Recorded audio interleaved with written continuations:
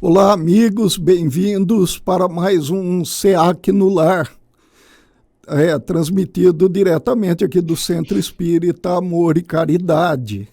Hoje nós temos a participação do José Henrique Rubo, estará conosco para os comentários.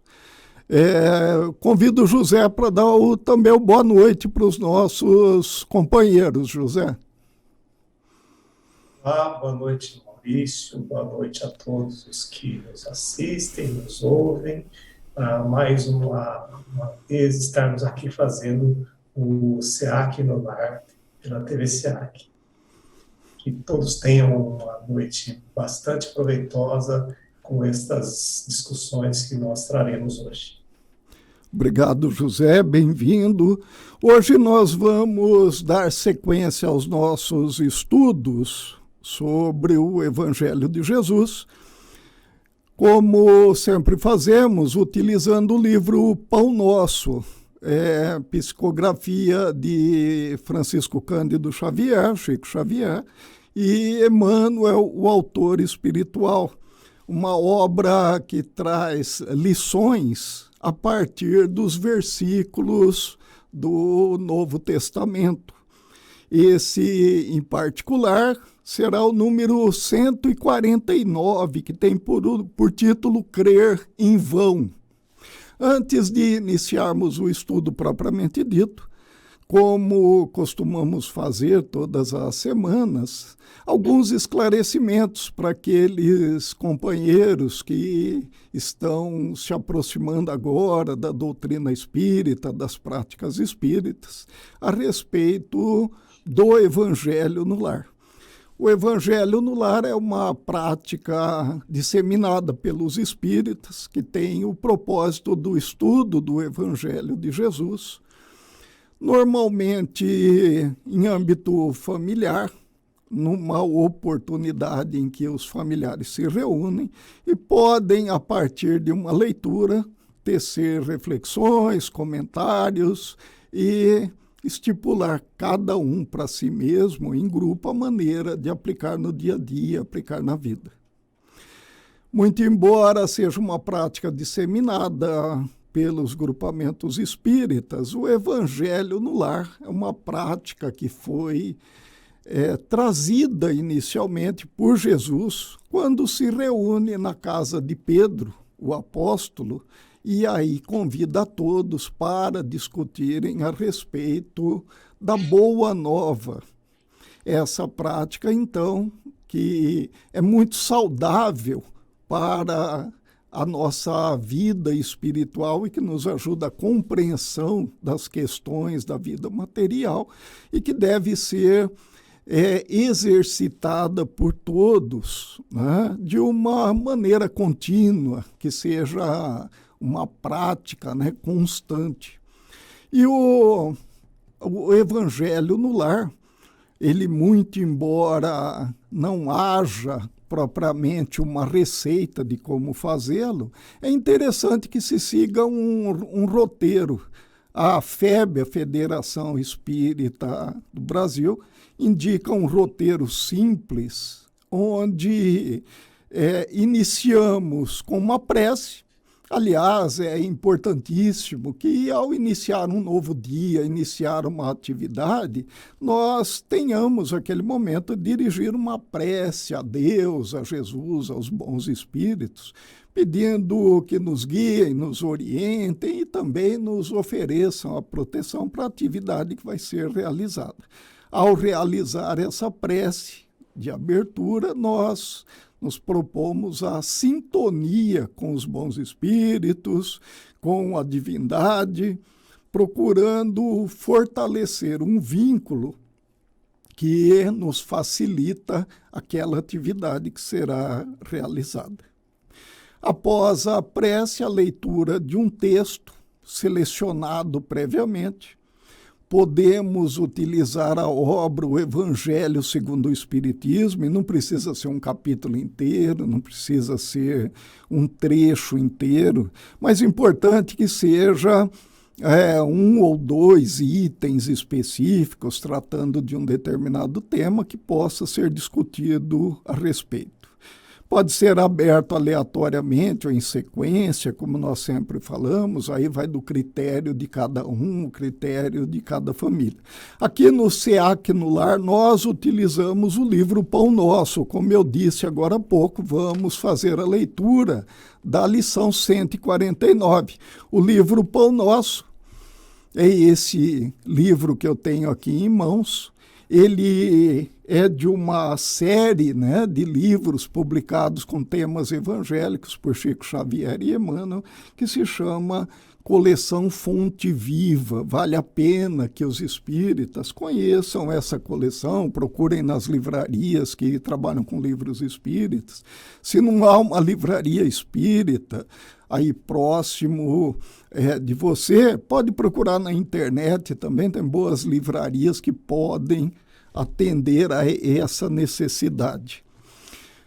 Uma vez selecionado o texto, é feita a leitura e, após a leitura, os comentários a respeito do que cada um, né, pôde absorver daquela leitura, daquele conteúdo. As reflexões que cada um queira colocar em pauta, o compromisso individual de cada um, de como será executado dali em diante nos próximos dias, ou seja, semanalmente adquirindo conhecimentos e assumindo a proposta de promover uma transformação íntima em nós mesmos. Isso é muito importante, porque a tão propalada reforma íntima, a mudança de comportamento, de pensamento, de sintonia mental, que tanto ouvimos falar e às vezes falamos, né? E não colocamos em prática ou não entendemos como colocar em prática. E o colocar em prática é no dia a dia, é refletindo sobre cada lição e aí procurando fazer aquilo que os bons espíritos nos orientam sempre a partir do Evangelho de Jesus.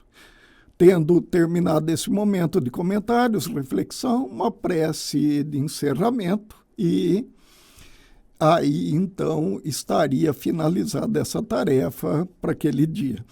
Não precisa se estender muito tempo, coisa de 20 minutos, meia hora no máximo. Aqui no SEAC no Lar nós costumamos ocupar um tempo maior, porque fazemos inicialmente essa preleção, depois discutimos cada lição a fundo, uma vez que nós aqui, pelos estudos, pela proposta de divulgação que nós fazemos, ele tem sempre aquela categoria de reflexões e de comentários doutrinários evangélicos, né?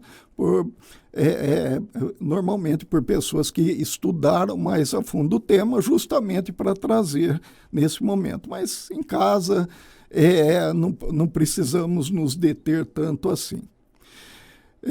E também a prática que nós muitas vezes temos, eu recomendo particularmente, a da água fluidificada, ou da água para fluidificar, que pode também acompanhar esse momento. E eu gostaria de convidar o José para explicar um pouco para a gente, de maneira simples, objetiva, José, a questão da água fluidificada, por favor.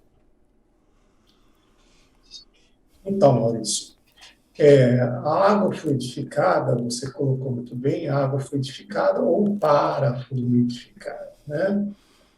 Isso supõe, né, que a água, como é um elemento mineral muito básico, que ela é passível de sofrer uma modificação, alguma alteração, ela é passível de sofrer uma magnetização, onde aí tanto a nossa oração, a nossa disposição, né, de orar, quanto também por parte dos irmãos espirituais que nos acompanham nessa oração, a água pode ser magnetizada, fluidificada, para que posteriormente ela possa ser usada por todos nós como um bálsamo, como uma medicação para a alma, uma medicação para o espírito, para que nós possamos ter uma disposição diferente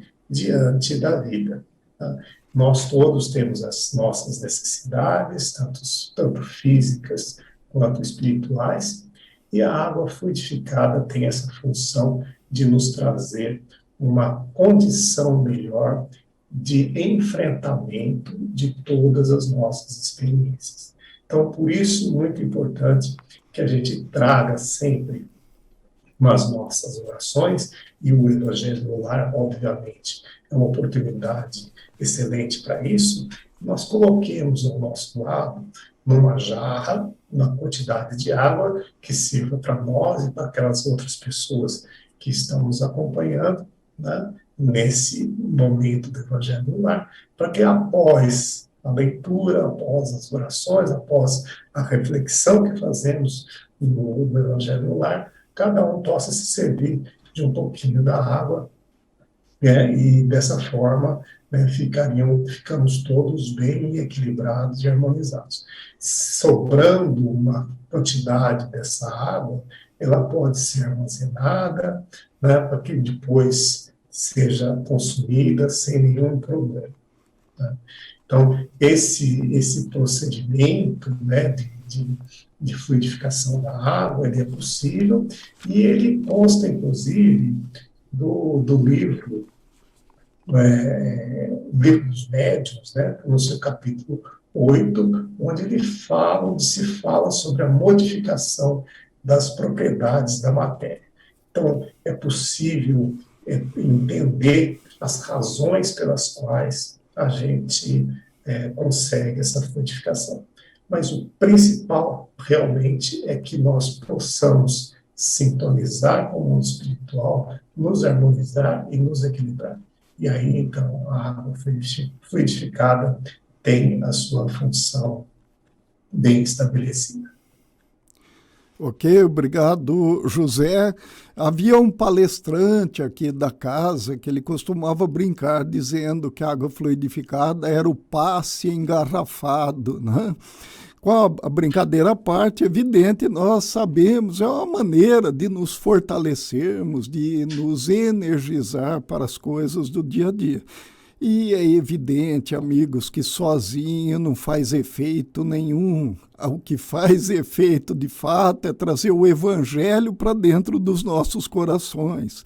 A partir do momento que eu estudo o Evangelho, eu discuto e eu procuro aplicar, essas pequenas formas, como a água fluidificada, o passe magnético, nos ajudam, nos abrem certos caminhos que nós, mentalmente, por nosso desejo, a nossa vontade, nós já iniciamos naquele momento de prece, né? Então, é importante que haja esse conjunto de atividades. Outra coisa interessante que vale a pena comentar a respeito do Evangelho no Lar. É um momento de estudo em família, é um momento em que as pessoas estão ali presentes, de corpo e alma, como poderíamos dizer, né? Nós temos a presença e a orientação dos espíritos benfeitores, mas não é o momento da comunicação mediúnica. Evangelho no Lar não é reunião mediúnica, é importante que haja essa atenção. Olha, mas toda vez que começa, que eu me concentro, eu já percebo a presença espiritual e eu tenho que dar comunicação. Isso não acontece com aqueles que têm a mediunidade controlada. Se isso acontece no nosso lar, isso acontece conosco, com o nosso familiar, é hora de procurar o atendimento fraterno da nossa casa espírita, expor ao atendente aquilo que está acontecendo e ouvir as suas orientações. Nós precisamos, aqueles que têm a mediunidade, a faculdade mediúnica, precisam tê-la extremamente sob controle. A faculdade mediúnica é para nos ajudar, não é para nos criar nenhum tipo de constrangimento. Dando início, então, ao tema propriamente dito, ao encontro de hoje, nós, como eu disse no roteiro anterior, nós faremos uma prece e depois a leitura da lição em questão. Então eu convido todos os senhores a elevar o pensamento a Deus nosso Pai de amor e bondade, a quem, nesse momento, rogamos que nos seja permitido a realização desse encontro de estudos, com o qual pretendemos mudar nosso comportamento, nosso pensamento, nos conduzindo e nos comportando de maneira mais produtiva nessa vida. Que também nos permita a presença sempre carinhosa, generosa dos amigos espirituais, possam uma vez mais estar conosco, nos intuindo, nos orientando, nos auxiliando nas nossas reflexões, para que possamos compreender de fato as lições e ter a boa vontade de colocar em prática nos dias que se seguirão a este. E a Jesus, nosso Mestre, em nome de quem nos reunimos, pedimos que uma vez mais nos ampare nesse importante propósito de vida. Que assim seja. Sim. Como eu disse anteriormente, lição 149 do livro Pão Nosso, psicografia de Francisco Cândido Xavier, autoria espiritual de Emmanuel. Tem por título Crer em Vão. O versículo que dá início à leitura é da primeira carta de Paulo aos Coríntios, capítulo 15, versículo 2.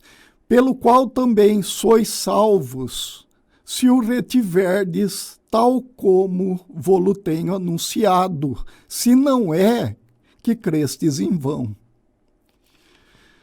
Qual acontece a muitas flores que não atingirão a frutescência na estação adequada, existem inúmeras almas nos serviços da crença que não alcançam em longos períodos de luta terrestre a iluminação de si mesmas, por haverem crido em vão nos trilhos da vida. Paulo de Tarso foi muito explícito quando asseverou aos coríntios que eles seriam salvos se retivessem o Evangelho. A revelação de Jesus é campo extenso, onde há lugar para todos os homens, em nos referindo aos serviços diversos. Muitos chegam à obra, todavia não passam além da letra, cooperando nas organizações puramente intelectuais. Uns improvisam sistemas teológicos, outros contribuem na estatística e outros ainda se preocupam com a localização histórica do Senhor. É imperioso reconhecer que toda tarefa digna se reveste de utilidade a seu tempo, de conformidade com os sentimentos do colaborador. Contudo, no que condiz com a vida eterna que o cristianismo nos desdobra ao olhar, é imprescindível retermos em nós o ensinamento do Mestre, com vistas à necessária aplicação. Cada aprendiz há de ser uma página viva do livro que Jesus está escrevendo com o material evolutivo da Terra. O discípulo gravará o Evangelho na própria existência, ou então se preparará ao recomeço do aprendizado, porquanto, sem fixar em si mesmo a luz da lição, debalde terá crido. Como sempre, uma lição importante que nos chama muita atenção para o comportamento, para as nossas ações do dia a dia, abordada por Emmanuel. E traz um fato interessante nessa lição, onde se fala que alguns se preocupam com a localização histórica do Senhor. E, no entanto, como nós sempre fazemos aqui, que eu acho importantíssimo fazer, nós colocamos o momento em que é citado o texto do Novo Testamento no contexto histórico. Então, eu gostaria que o José, nesse momento, nos situasse no contexto histórico e, se quiser também, que eu acho interessante, José, comentar sobre as palavras de Emmanuel para essa lição, explicando o porquê nós colocamos no contexto histórico e qual a relação que ele tem com todo o nosso estudo. Vamos lá, né? Vamos entender, Maurício, o contexto em que Paulo nos coloca essa frase. Então, Paulo está escrevendo aos Coríntios, né, sobre o Evangelho. Ele diz, pelo qual, ou seja, pelo Evangelho, sois salvos, se o retiverdes, ou se permanecerem fiéis ao Evangelho, tal como eu vos tenho anunciado. Se não, cresces em vão. Essa é a frase colocada por Paulo na primeira epístola aos Coríntios. Como se sabe, Paulo escreveu diversas cartas às igrejas que vinham sendo fundadas naquela região, né, o Paulo ali próximo de Jerusalém, depois viajando para a Síria, depois caminhando mais à frente, ele foi até a Turquia, Chipre, Grécia, e por todas essas regiões, Paulo foi criando igrejas, criando núcleos cristãos. E esses núcleos cristãos, eles se localizavam em regiões em que a maioria das pessoas ou não era judeu, ou era judeu e seguia a lei de Moisés, ou seguiam a religião local, com crenças em divindades gregas ou romanas, né? E Coríntio era uma cidade que justamente se localizava na Grécia, onde havia sido fundada uma igreja cristã, mas as pessoas ali ainda tinham essa mentalidade voltada para as divindades, né? O cristianismo em si ainda não era algo bem sedimentado. E por conta disso, em Coríntio, havia uma certa dissensão. As pessoas não se entendiam exatamente como deveria, não seguiam o Evangelho de Jesus exatamente como deveria, e Paulo, preocupado com essa situação, porque havia sido alertado dessas dissensões, ele escreve uma extensa carta aos Coríntios. Então, o capítulo que nós analisamos é justamente o capítulo 15, de 16 capítulos que tem essa epístola. E aí, então, ele coloca, né, essa situação de que haveria a necessidade de seguir o Evangelho, né, como ele o transmitiu aos irmãos. Muito bem. Né? E feito isso, ou seja, já que os coríntios já haviam aceitado, né, a Jesus, né, era preciso que permanecessem fiéis, né, aos ensinamentos. Agora, nós colocamos, né, porque dessa razão da gente fazer essa introdução, de colocar o momento histórico, como o Emmanuel chama a atenção, porque nós, ao fazermos isso, nós esclarecemos, né, assuntos que desde épocas muito remotas já preocupavam os novos cristãos. Os cristãos do princípios, né, o início do cristianismo, e que afetam a nós até hoje. Tá? Porque hoje em dia nós temos dissensões entre nós. E nós temos intrigas e temos discussões a respeito do Evangelho.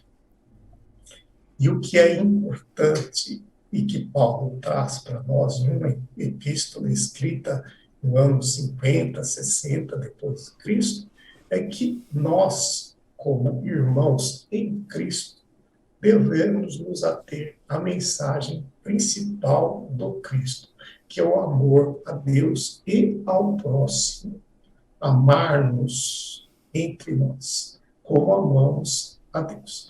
Então, por isso que é muito bom a gente ver, né, ler o texto evangélico e saber a condição em que ele foi escrito, o contexto que ele foi escrito, para poder aplicar isso também aos dias de hoje. Obrigado, José. O versículo é claro, né, quando ele diz que Paulo ele fala sobre o evangelho, como disse o José, e ele diz assim, que vos anuncio tal como o recebi. Então é exatamente isso que o José falou, ele chama atenção para essa pureza, né? Por isso, do título, né, crer em vão, que é citado no finalzinho desse versículo. O que é crer em vão? É acreditar inutilmente, acreditar em algo sem fundamento, sem conteúdo. Então, Paulo fala assim, olha, é isso daqui que eu estou falando, tem conteúdo. Isso daqui é o que será a sua salvação se você seguir, né? E que você não vai conseguir essa salvação se, porventura, você crê em vão, crê em algo inútil. Então, partimos para a leitura da lição propriamente dito, comentar em cada parágrafo, se for necessário, para o entendimento. Mas, dando início, então, primeiro parágrafo. Qual acontece a muitas flores que não atingirão a frutescência na estação adequada, existem inúmeras almas nos serviços da crença que não alcançam, em longos períodos de luta terrestre, a iluminação de si mesmas, por haverem crido em vão nos trilhos da vida. A necessidade que nós temos, ou que nos é chamada a atenção, de refletir sobre doutrinas, filosofias, teses que nos são apresentadas. Verificar se são lógicas, não crer por crer, mas sempre crivar pela razão, sempre obter informações a respeito daquilo que nós estamos recebendo, é disso que Paulo chama a atenção. Naquele período histórico, o cristianismo nascente, a doutrina do Cristo sendo trazida para as pessoas, para as populações, como bem o José falou, muitos que não eram judeus e outros ainda que eram judeus, mas não compartilhavam daquele pensamento, tinham a ideia da religião tradicional sem refletir a respeito. Então é nisso que Paulo está falando. É importante para aquele que quer ser salvo que ele creia em coisas que têm fundamento, que têm lógica, que não seja algo vazio, algo inútil, que não tenha um propósito definido e que tenha uma seriedade, uma utilidade. Ele chama a atenção que o Evangelho tem esse propósito, o Evangelho tem esse conteúdo, o Evangelho tem essa estrutura lógica e coerente. Algum comentário sobre essa parte, José? Sim, Maurício, é isso. Na verdade, ele coloca, né, Paulo coloca, como a pessoa que aceita simplesmente a existência do Cristo, aceita Jesus, mas não se dá conta da mensagem de Jesus, né? Então, somente acreditar que existiu um Cristo Jesus, que ele passou pela terra, mas sem assimilar a sua mensagem, sem colocar essa mensagem em prática, né? Então, crer em vão. É o mote de que Emmanuel usa para poder discorrer sobre essa passagem de Coríntios. Uhum. Exatamente. No segundo parágrafo, nós vamos encontrar, né, a explicação a respeito desse ponto. Paulo de Tarso foi muito explícito quando asseverou aos coríntios que eles seriam salvos se retivessem o evangelho. Né? Manter em si o evangelho, como nós falamos, é um conjunto racional de conceitos. Ele traduz as leis universais, traduz as leis de Deus de maneira que é compreensível ao homem. Olha que trabalho magnífico de Jesus quando ele veio justamente para fazer isso, trazer um conjunto de ensinamentos que ao homem comum da época e hoje mesmo para a maioria é de uma interpretação um tanto quanto difícil, e ele traz de maneira simples, de maneira palatável. E Paulo sai na divulgação desse conjunto de ensinamentos. Né? E o que ele pede? Olha, isso aqui é um conjunto lógico, tem uma estrutura lógica, tem uma estrutura verdadeira. Se aqueles que ouvem retiverem, né, esses ensinamentos e procurarem colocar em prática, eles terão esse caminho da salvação. Colocando em prática, haverá salvação. E isso é muito importante, amigos, porque nós sempre falamos, de tradição, né, das religiões. Nós vamos ver que o próprio Paulo, ele às vezes acaba falando dessa maneira também, e tantos outros companheiros, que Jesus morreu para nos salvar. E, na verdade, esse ensinamento aqui que Paulo está trazendo nessa carta aos Coríntios, ele deixa muito claro que não, Jesus viveu para nos salvar. Ele trouxe a sua lição, o seu conjunto de ensinamentos, deixou conosco, assim, com isso aqui você se salva. Não é? Ele morreu por todo um contexto histórico, político, social, que se apresentava na época. Né?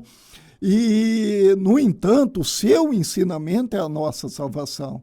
A cada um segundo as suas obras. Se nós não realizarmos obras de acordo com aquilo que nos pede o Evangelho, de acordo com as leis universais, as leis de Deus, nós estaremos somente atrasando esse momento. Continuando o terceiro parágrafo, a revelação de Jesus é campo extenso, onde há lugar para todos os homens, em nos referindo aos serviços diversos. Olha só que maravilha, né? O Evangelho não discrimina, é para todos. Todos podem ser salvos se observarem, retiverem e colocarem em prática esses ensinamentos. E está de acordo com aquilo que Jesus nos colocou, ele nos avisou: das ovelhas que me confiaste, nenhuma será perdida, todas elas serão salvas. Salvas a partir do quê? Salvas a partir da condução diante desse ensinamento, que é muito a propósito e de grande utilidade. Né? Se nós enchermos a nossa vida com o Evangelho, nós estaremos agindo de acordo com aquilo que é pedido, aquilo que é necessário. Então, sim, nós estaremos no caminho da salvação. Agora, o que é não reter o ensinamento do Evangelho? É naquele conjunto da nossa igreja, com aqueles que nós congregamos na religião, e isso daí não exime o centro espírita e os espíritas de maneira nenhuma, nós lermos aquilo que deve ser feito e no dia a dia fazer diferente. Nós falamos muito em caridade, e aí no dia a dia nós tecemos críticas em relação ao comportamento das outras pessoas, nós desconfiamos da honestidade, da ética, né, dos nossos companheiros, muitas vezes agimos de maneira errada propositalmente, outras somente pela nossa natureza ainda fragilizada, ou seja, não estamos retendo, é disso que Paulo fala. Aquele que não retém o ensinamento do Evangelho, ele está mais propenso a seguir doutrinas falsas, ou seja, crer em vão. Né? Antes de dar sequência, José gostaria de comentar esse trecho? Sim, o homem, né, na sua imperfeição, ele também se preocupa muito com a posição social que ele ocupa, o tipo de trabalho que ele faz, se ele hierarquicamente ele é superior, ele é inferior, alguma coisa. Ele não percebe, né, nessa sua imperfeição que todo o trabalho é digno, todos os trabalhos são dignos. E dentro de todos os trabalhos dignos que existem, nós temos oportunidades de exercer o Evangelho, de colocar o Evangelho em prática, usar o Evangelho, como Paulo faz, reter o Evangelho, né? Assimilar o Evangelho e colocá-lo em prática. Apenas receber o Evangelho, esta é a palavra, não é suficiente. Nós precisamos de mais do que isso. Nós precisamos dar o passo seguinte, que é colocá-lo em prática. Legal, obrigado, José. Continuando, então, o quarto parágrafo. Muitos chegam à obra, todavia não passam além da letra, cooperando nas organizações puramente intelectuais. Uns improvisam sistemas teológicos, outros contribuem na estatística e outros ainda se preocupam com a localização histórica do Senhor. Aquele trecho que eu pedi, inclusive, para o José abordar no início. Bom, é comum ao homem racionalizar sobre tudo aquilo que lhe chega em mãos, né? Por isso, a prática das ações intelectuais sobre aquilo que é realizado é muito comum. Nós mesmos, como dissemos, no Evangelho no Lar, nós fazemos essa contextualização com o propósito do entendimento de como a organização social daquela época, muitas vezes a organização política, que influencia muito as questões da vida daquelas pessoas e a divulgação do Evangelho, afetaram aquela comunidade. E aí, trazendo, como o José bem disse, olha, problemas que naquela época já afetavam as pessoas e que hoje continuam afetando. Então, nós podemos ter um parâmetro de como resolver ou como deve ser feito para resolver, né? Então, nós não paramos por aí só pela análise daquele momento. Nós verificamos como que o Evangelho pode ser aplicado. E é interessante que nós façamos a seguinte observação quando chega nesse ponto aqui de Emmanuel. Muitas vezes nas instituições, nas organizações religiosas, ou cada indivíduo como nós que trabalha na divulgação do Evangelho, acaba tendo alguma carga também de trabalhos que são acessórios à divulgação do Evangelho, que são trabalhos administrativos, financeiros, as diretorias dos centros espíritas, os irmãos que coordenam as igrejas evangélicas, católicas, os centros de Umbanda, todos sabem disso. Há questões administrativas, questões financeiras, questões referentes a procedimentos, a cumprimento de legislações que são necessárias, né? A coisa não é amadora, ela precisa ser feita de uma maneira que se cumpra requisitos hoje, principalmente legais e sociais. É necessário que se faça isso. E, no entanto, é aconselhável às pessoas e às instituições que trabalham na divulgação do Evangelho, que trabalham na divulgação da relação do homem com a divindade, como é o caso de todas as religiões, que tenham a consciência de que é necessário a capacitação daqueles que exercem essa função, é imprescindível para que o trabalho seja feito de maneira eficaz, que tenhamos os recursos necessários, e quando eu digo recursos, digo muitas vezes recursos individuais, o recurso da oratória, o recurso do estudo, por exemplo, não estou de maneira nenhuma falando só de recursos financeiros, os recursos físicos, mas que tenhamos também em mente que, além da capacitação, é necessário a evangelização. Capacitar e evangelizar.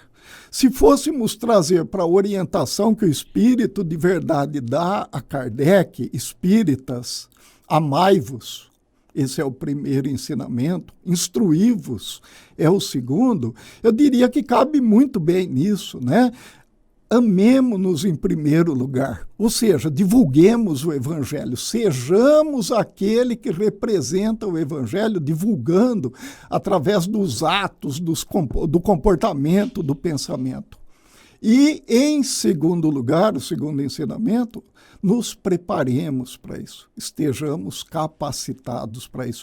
Quando eu inverto a situação, eu coloco o poder na frente do amor. Eu posso me tornar um tirano achando que eu estou sendo gentil, amável e compreensivo. O amor sempre deve ir à frente. O amor sempre deve ser aquele que abre a porteira, porque o amor é a maior lei universal.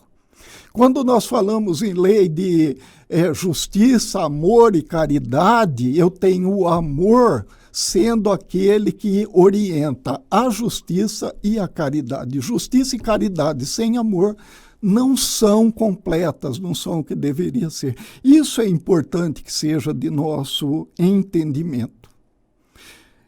Eu sei que o José já está querendo comentar a respeito, eu vou ler ainda o parágrafo seguinte, José, para dar sequência, leia, apimentar um pouco mais ainda depois o seu comentário, tá? É imperioso reconhecer que toda tarefa digna se reveste de utilidade a seu tempo, de conformidade com os sentimentos do colaborador. Contudo, no que condiz com a vida eterna que o cristianismo nos desdobra ao olhar, é imprescindível retermos em nós o ensinamento do Mestre, com vistas à necessária aplicação. Né? Aquilo que a gente poderia dizer, quem já leu Paulo e Estevão, né? Talvez até o José queira comentar depois a respeito, quando Abigail orienta Paulo de Tarso, que ele está lá sozinho no deserto, olhando para o céu do deserto, as estrelas, e Abigail diz para ele assim,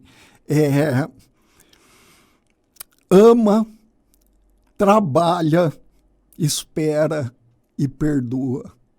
Olha só que maravilha, né? Se a gente tratasse as situações, as pessoas, sempre dessa maneira, não é? José, acho que eu apimentei demais o caldo aí para você. Vai lá. Isso, Maurício. Mas fez muito bem.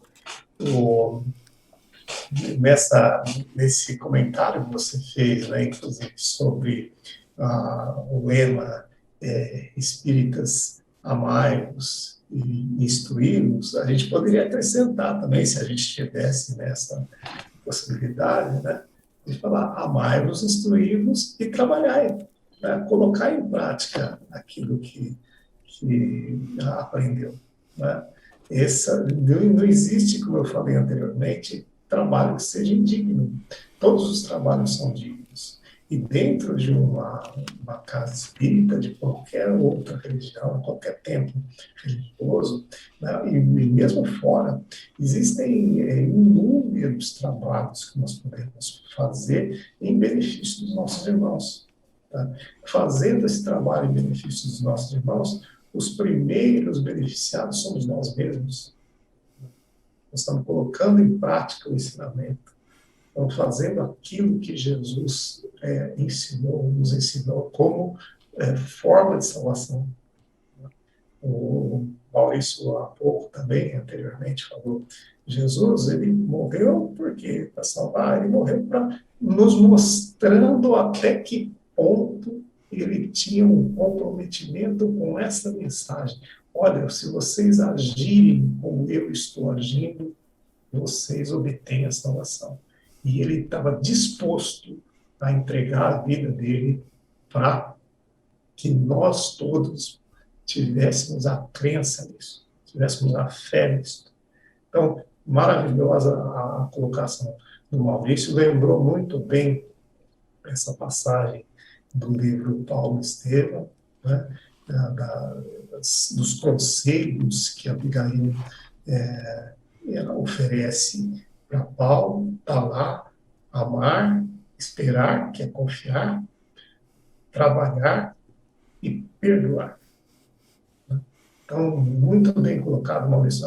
Achei ótima a sua lembrança dessa passagem do livro do Paulo Estevão. Obrigado, José. Olha, excelente as suas colocações, muito boas, inclusive mencionando a fortaleza de conhecimento, de fé, de confiança que Jesus demonstra na sua lição, né? E eu, enquanto você falava, estava aqui me perguntando quantos de nós, mesmo depois de todo o tempo de estudo, de prática, temos essa confiança, né, na lição que está sendo ensinada, que procuramos colocar em prática, a ponto de oferecer a vida por ela, né? A ponto de muitas vezes sofrer as dores físicas, ou até mesmo a interrupção da vida física, por conta da lição, não é? Isso é uma coisa muito interessante para refletirmos, né? Qual importância essa lição de Jesus, né, tem na nossa vida? Qual a importância? E terminando, né, o último parágrafo dessa lição, cada aprendiz há de ser uma página viva do livro que Jesus está escrevendo com o material evolutivo da Terra. O discípulo gravará o Evangelho na própria existência, ou então se preparará ao recomeço do aprendizado, porquanto, sem fixar em si mesmo a luz da lição, debalde terá crido, né? Fixar em si mesmo a luz da lição é o primeiro passo, né? Se eu não me ilumino, como que eu me proponho a iluminar? Como que eu me proponho a levar a iluminação? E aí é interessante que nós podemos, inclusive, voltar às orientações de Abigail a Paulo. A Abigail dá a orientação a Paulo a partir de dúvidas que ele apresenta, de questões que ele levanta e que ela vai respondendo de maneira bem simples, com uma palavra ou com um conjunto de 2 ou 3 palavras em cada um, né? E eu achei interessante que eu escrevi, inclusive, essas perguntas só para a gente ter uma ideia. Olha só, Paulo pergunta a Abigail: o que fazer para adquirir a compreensão perfeita dos desígnios do Cristo? Quantas vezes nós já não fizemos esse tipo de pergunta a nós mesmos? O que eu preciso fazer para ter a compreensão do Evangelho? E Abigail responde: ama. Olha a profundidade da resposta. Bom, mas uma palavra só: eu amo a natureza, eu amo as pessoas, ama mesmo, nós amamos. E ela diz ama, sem restrição, né? Sem nenhuma condição, ou seja, incondicional, ama. E Paulo submete ao espírito Abigail, que é nessa condição que eles conversam, outra pergunta: como proceder de modo a enriquecer na virtude divina? Né? Então, tudo bem, eu já compreendi o que eu tenho que fazer para me tornar rico em virtudes. E ela diz: trabalha, coloca em prática, vai lá, faz, seja a mão, os braços, a cabeça que leva o Evangelho, né? Exemplifica, aquilo que você está falando. Que providências adotar contra o desânimo destruidor? Quantas vezes nós não estamos desanimados, falamos, nossa, né? Lembra aquela expressão que o pessoal falava, muitas vezes em tom de brincadeira, possivelmente alguns dos companheiros mais antigos até lembrem, né? A pessoa falava, nossa, quanto mais eu rezo, mais assombração me aparece. Não é? É a mesma coisa que providências adotar contra o desânimo destruidor. E Abigail fala, espera. O que é espera? Tenha paciência, não é? Continua fazendo, está fazendo certo? Você acredita nisso? Olha lá a lição, né? Crer em vão, credes em vão. Né? Então, eu acredito em algo que tem fundamento? Espera. Tenha paciência, né? Confia. E, por último, como conciliar as grandiosas lições do Evangelho com a indiferença dos homens? Essa é fatal. Sempre que a gente está desanimado, a gente fala, mas como, né? Não tem jeito, o Evangelho é uma coisa, a vida no dia a dia é outra. É disso que Paulo está falando. Né? O Paulo sofreu muito para divulgar o Evangelho. Ele saiu de uma condição que ele era perseguidor de cristãos. Ele entendeu o Evangelho, ele se propôs a divulgar. E aí o que ele encontrou? Ele encontrou indiferença, ele encontrou desconfiança, né? Ele encontrou muitas vezes agressividade. E Abigail disse para ele, perdoa, né? Perdoa. Olha o conjunto, ama, trabalha, espera e perdoa. Essa é um roteiro de capacitação para todos nós. Olha que maravilha. Né? Então, a lição de hoje ela é um convite muito grande, demonstrando a importância que o Evangelho retido e colocado em prática pode ter em nossa vida. Então, eu gostaria que todos refletissem a respeito dessa situação. Passo novamente para o José, para os comentários que eu tenho certeza que ele tem para fazer, né, José, a respeito do tema. E também, José, se você já quiser ir preparando como último dos itens aí do Evangelho no Lar, a prece, né, e o agradecimento aos nossos companheiros. José, fica à vontade. Perfeito, Maurício. E aí, você vê no último parágrafo desse capítulo do Pão Nosso, que o Emmanuel coloca o fechamento, então, do mote que ele usou, do crer em vão, né?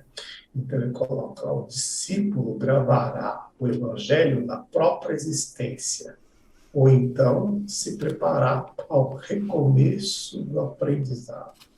Porquanto, sem fixar a luz em si mesmo, né, a luz da lição em si mesmo, então terá crido em vão, debalde, terá crido. Tudo isso feito, né, na consciência de que eu creio, eu coloco em prática e eu tenho minha razão, né, clara daquilo que eu estou fazendo. De que o que eu estou fazendo tem uma razão de ser. Então, essa é a fé raciocinada que tanto se propaga no Espiritismo. Que a gente possa ter uma fé que se sustente com o passar do tempo, né? Que aceite as diferenças, que aceite também que outras explicações que surjam futuramente possam modificar crenças passadas que porventura se provem erradas.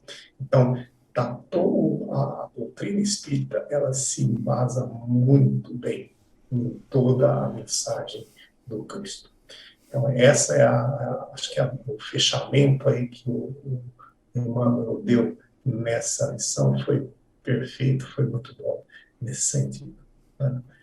Jesus Cristo colocado numa posição magnífica, né?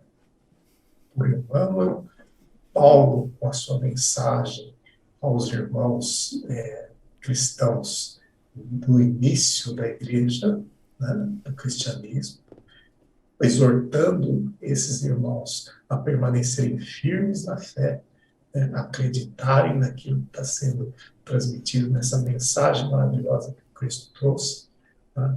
E aí, nós, hoje, aqui, nos nossos tempos, lendo tudo isso, tomando contato com tudo isso, tá? E tendo a oportunidade maravilhosa, né, que nos foi dada de nos aperfeiçoar, de fazermos a nossa reforma íntima, de mudarmos o ambiente nosso, ao nosso redor e internamente também. E essa mensagem maravilhosa que é trazida para nós. Então, chegando ao final aqui do nosso Evangelho no Lar, nós vamos, como se colocou, nós vamos fazermos toda a nossa sequência e, ao final, fazemos a nossa oração de encerramento. Então, eu gostaria, nesse momento, de convidar a todos os que nos acompanham a unir-se em torno de um pensamento único e levado a Deus Pai, agradecendo imensamente pela oportunidade que temos de estarmos nesta existência, colocando em prática as lições do Evangelho de Jesus. Que na nossa semana nós tenhamos oportunidade de fazer isto com amor no coração, seguindo as palavras de Jesus. Que nós tenhamos, durante a semana, a oportunidade de colocar tudo isso em prática no nosso ambiente familiar, no nosso ambiente de trabalho, nas nossas relações sociais, nas nossas relações familiares, em todos os lugares onde estivermos em contato com os nossos irmãos. Que as bênçãos do Pai se recaiam sobre todos nós e que Jesus, nosso Mestre, permaneça sempre conosco. Aos irmãos espirituais que nos acompanham em todas as nossas atividades, o nosso muito obrigado. E a todos vocês que nos acompanham, que nos acompanharam hoje e que fazem conosco o Evangelho no Lar, tenham todos uma boa noite e que tenham dentro de si esse sentimento de esperança, de fé e de amor ao próximo. Que assim seja.